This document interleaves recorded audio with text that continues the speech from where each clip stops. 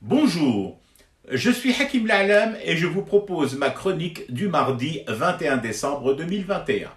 Elle s'intitule « À l'origine de la mauvaise foi ». Des supporters algériens ont provoqué des incidents sur les Champs-Élysées après la victoire de leur équipe en finale de la Coupe arabe. Guillemets fermés. C'est ce que nous avons eu loisir d'entendre et de voir sur la plupart des chaînes d'infos françaises ces dernières heures. Ah bon? Des supporters algériens? Vous avez vérifié leur nationalité, ou alors vous étiez juste à côté des policiers lorsqu'ils ont procédé au relevé d'identité. Non, je pose la question parce que c'est tout de même important ces histoires-là. Maintenant, si des milliers de supporters algériens, dotés des seuls papiers algériens, grâce à un pont aérien dont l'Algérie a le secret, ont pu faire miraculeusement le déplacement à Paris le jour même du match et y foutre le barouf sur les champs, là, je veux bien.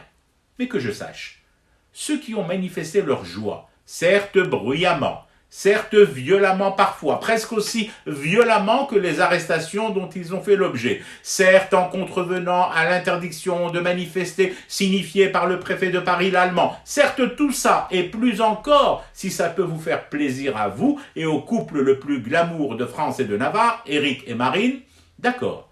Mais l'immense majorité d'entre ces jeunes et moins jeunes manifestant leur joie à la victoire de l'Algérie sont français. Et pour l'encore majorité d'entre eux, de pères et de mères français eux aussi. Je rappelle tout de même qu'en termes d'immigration, nous n'en sommes plus depuis belle lurette à la première ou à la deuxième génération. C'est fini tout ça, il faut actualiser le logiciel. Et puis, il faut vraiment vous habituer à le dire, cousin gaulois, français. Maintenant, pourquoi des Français pur jus de papiers préfectoraux et de naissance supportent l'équipe d'Algérie? Ah, ça, c'est une question franco-française à régler sur votre divan national. Je m'interdis toute explication ou point de vue forcément extérieur, trop respectueux que je suis de la souveraineté nationale d'un pays et adepte de la non-ingérence réciproque.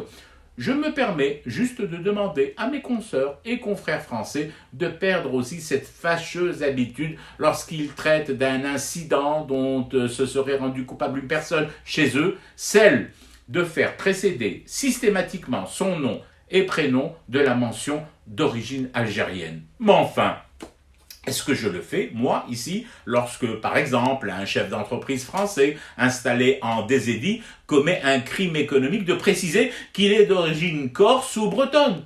Non, bien évidemment, il est français. Et il sera jugé en tant que français, sans préjuger de son origine, ni de sa capacité de chanter a cappella à flanc de maquis corse, encore moins au regard de son art de dorer à souhait la crêpe bretonne.